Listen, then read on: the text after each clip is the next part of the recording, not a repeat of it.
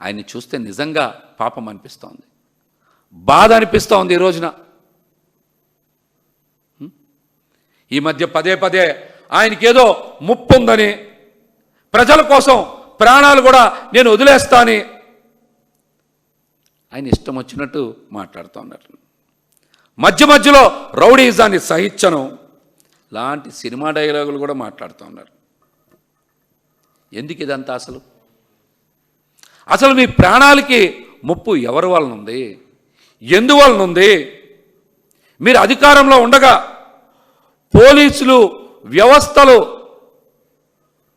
అజమాయిషి మీ చేతిలో ఉండగా మీ ప్రాణాలకి ఎవరి వల్ల ముప్పు, ఎందువల్ల ముప్పు చెప్పండి. అందరం తెలుసుకుంటాం, ప్రజలు తెలుసుకుంటారు, పార్టీలు కూడా తెలుసుకుంటారు. చెప్పండి, అధికారంలో ఉన్నటువంటి మీకు ప్రాణభయం ఎందుకు కలుగుతోంది? అధికారం కూడా మీకు ఆ భయాన్ని తొలగించలేకపోతూ ఉందంటే ఇది ఇది ఇది చాలా ఆలోచించాల్సిన విషయమే. ఇది ఆలోచించాల్సిన విషయమే. మరొక పక్కన అంటారు ఆయన, రౌడీజాన్ని అణిచేస్తా, రోమాలు పీకుతా, ఆకురాయితో సానబెడతా అంటున్నారు. ఇలాంటి తప్పుడు మాటలు కూడా ఆయన మాట్లాడుతూ ఉన్నాడు. అసలు ఈ రాష్ట్రంలో రౌడీజం చేస్తున్నది ఎవరు? జనం రక్తం పీల్చి పిప్పి చేస్తున్నది ఎవరు? మీ ఎమ్మెల్యేల మీద ఎన్ని ఆరోపణలు ఉన్నాయి? రేషన్ బియ్యాన్ని స్మగ్లింగ్ చేస్తున్నది ఎవరు? ఉత్తరాంధ్రలో భూదందాలు చేస్తున్నది ఎవరు?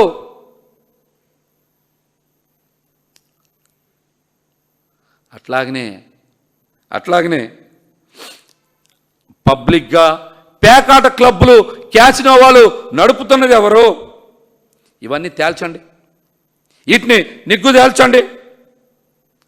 గంజాయి అమ్ముతున్నది మా పార్టీ ఎంపీ మనుషులే అని తిరువురు ఎమ్మెల్యే కొటికలపూడి శ్రీనివాసరావు, విజయవాడ ఎంపీ కేశినేని చిన్ని గారి మీద డైరెక్ట్గా ఆంధ్రజ్యోతి ఛానల్లోనే చెప్పారు కదా. ఆయన వాళ్ళ మనుషుల్ని ఏమైనా పట్టుకున్నారా?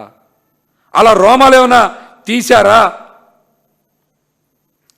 మన ఈ మధ్య రాజమండ్రిలో ఫ్లెక్సీలు కట్టి కొంతమంది యువకుల్ని పండబెడతామని చెప్పి ఫ్లెక్సీలు కట్టారు కదా, ఆ యువకుల్ని చితక్ కొట్టారు కదా. అలా కొట్టింది ఎవరు? దెబ్బ తినింది ఎవరు? అవమాన భారంతో రగిలిపోయింది ఎవరు? వీటి మీద కూడా పవన్ కళ్యాణ్ గారు కాస్త సమాధానం చెప్తారా? కళ్ళ ముందు ఇన్ని పరిణామాలు జరుగుతూ ఉంటే గురువింద గెంద సామెతలాగా పవన్ కళ్యాణ్ గారు నీతులు మాట్లాడుతూ ఉన్నారు. ఎవరి కళ్ళకు గంతలు కట్టాలని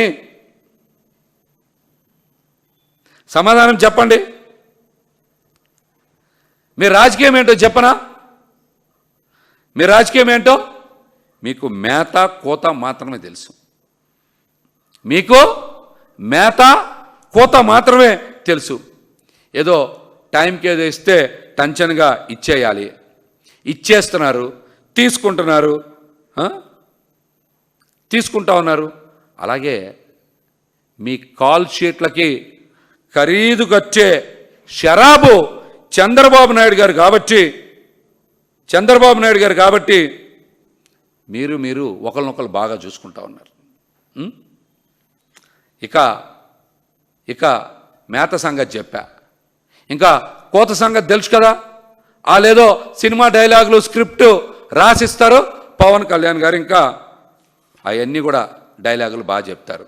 రౌడీలు, కోండాలు, చెమ్డాలు లాగేస్తా లాంటి పిచ్చి పిచ్చి కోతలు, రాతలన్నీ ఎక్కడి నుంచి వస్తాయి? రాష్ట్ర ప్రజలకు తెలీదా? ఎందుకు పవన్ కళ్యాణ్ గారు వైఎస్ఆర్ కాంగ్రెస్ పార్టీని, మా నాయకుల్ని ఇష్టానుసారం తిడతా ఉన్నారు? ఎందుకు తిడతా ఉన్నారు? మీకు పరిపాలన చేయడం చేత కావడం లేదా? ప్రజలకి ఏం పనులు చేయడం చేత కావడం లేదా? ప్రజలు అవస్థలతో అల్లాడిపోతున్నారని తెలుసు కదా. వాళ్ళకి సమస్యల పరిష్కారం చూపించడం చేత కాక పాలన చేయడం చేతకాక జగన్మోహన్ రెడ్డి గారిలాగా సంక్షేమం అభివృద్ధి అమలు చేయడం చేతకాక వైఎస్ఆర్ కాంగ్రెస్ పార్టీని మా పార్టీ నాయకులను విమర్శలు చేస్తారా? రైతులకి గిట్టుబాటు ధర కల్పించడంలో ఎందుకు వైఫల్యం చెందారు? ఫీజు రీయింబర్స్మెంట్ పథకం చదువుకునే పిల్లలకు ఎందుకు ఇవ్వలేకపోతా ఉన్నారు? ఆరోగ్యశ్రీని ఎందుకు అటకెక్కించారు? పేదలకి వైద్యం ఎందుకు అందించలేకపోతా ఉన్నారు? మెడికల్ కాలేజీలని ప్రైవేటు పరం ఎందుకు చేస్తూ ఉన్నారు?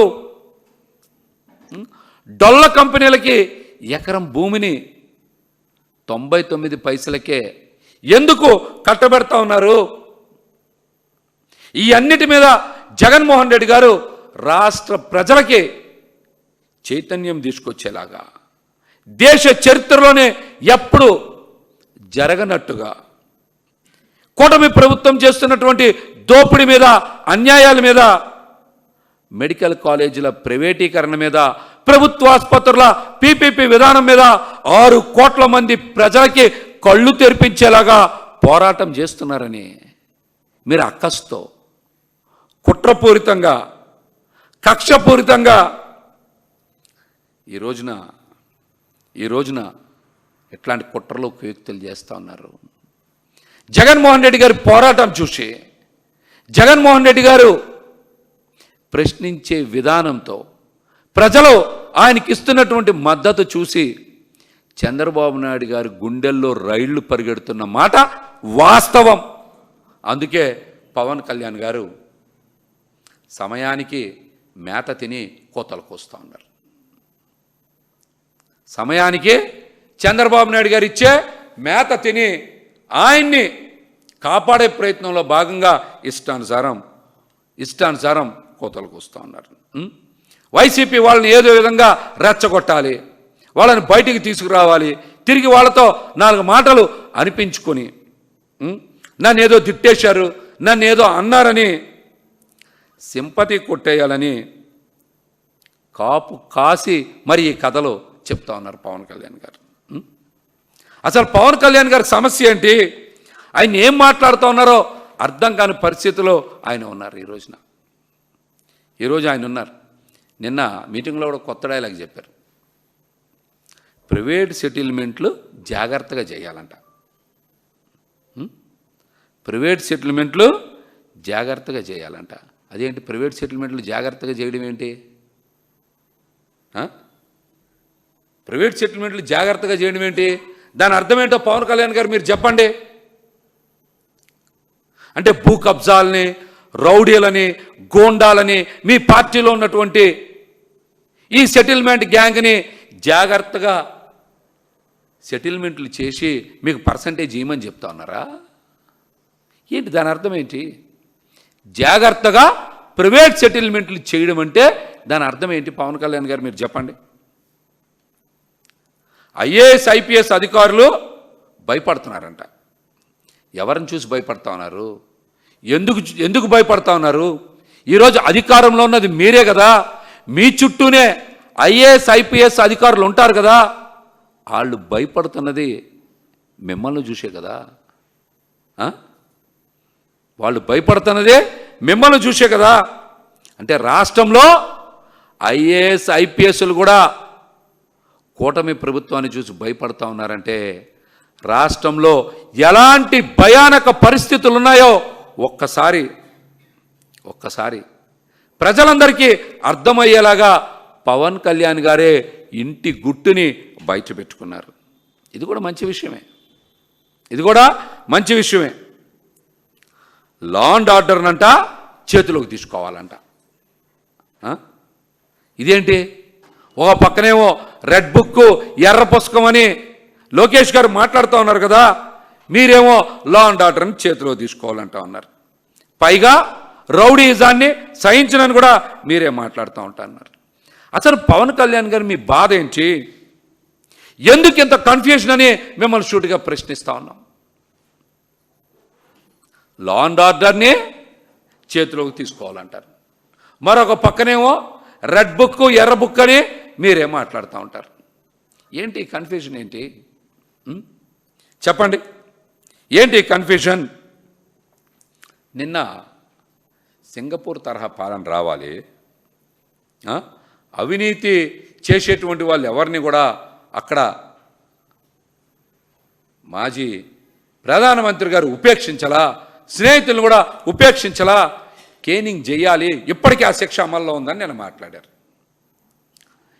మరి అట్లాంటి మాటలు మాట్లాడిన మీరు ఆ వేదిక మీద నుంచే కేనింగ్ పనిష్మెంట్ని మొదలు పెట్టాల్సిందే. కేనింగ్ పనిష్మెంట్ని మీరు నుంచొని మాట్లాడిన వేదిక మీద నుంచే మొదలు పెట్టాల్సింది. ల్యాండ్ సెటిల్మెంట్లో డబ్బులు ఇవ్వమని మీ సొంత మనిషిని కూడా డిమాండ్ చేశారు కదా ఎమ్మెల్యే సుందరపు విజయ్ కుమార్, ఆయనతో మొదలు పెట్టాల్సింది. అవినీతికి రసీదులు ఇస్తున్నానని మాట్లాడిన బొలిశెట్టి శ్రీనివాస్తో ఆ కేనింగ్ పనిష్మెంట్ మొదలు పెట్టాల్సింది. రేషన్ మాఫియా రాష్ట్రంలో సందులో గొంతులో జరుగుతూ ఉంది కదా, కాబట్టి ఆ రేషన్ మాఫియా గురించి మంత్రి నాదెండ్ల మనోహర్తో ఆ కేనింగ్ పనిష్మెంట్ మొదలు పెట్టాల్సింది. ఉత్తరాంధ్రలో ఇష్టానుసారం భూమాఫియా చేస్తూ ఉన్నారు కదా మీ ఎమ్మెల్యేలు, వాళ్ళతో కేనింగ్ పనిష్మెంట్ మొదలు పెట్టాల్సింది. నీతులు అయితే బాగా చెప్తారు, ఆచరణలో మాత్రం సున్నా, ఆచరణలో మాత్రం సున్నా. మీరు నీతి నిజాయితీ ఉంటే మీ అన్ని అంశాల మీద కూడా మాట్లాడండి. మీకు ప్రస్తుతం పనే ఉంది ఈ రాష్ట్రంలో.